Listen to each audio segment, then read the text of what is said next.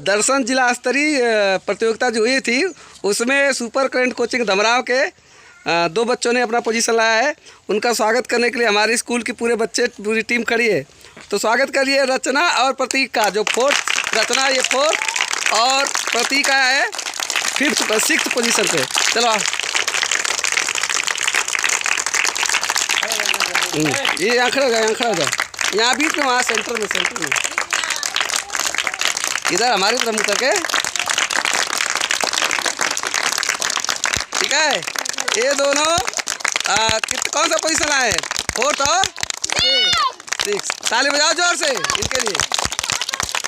और अगली बार फिर परीक्षा होगी, तो कौन कौन लाएगा ऐसा मेडल और ऐसा कप? कौन लाएगा? रात डाओ,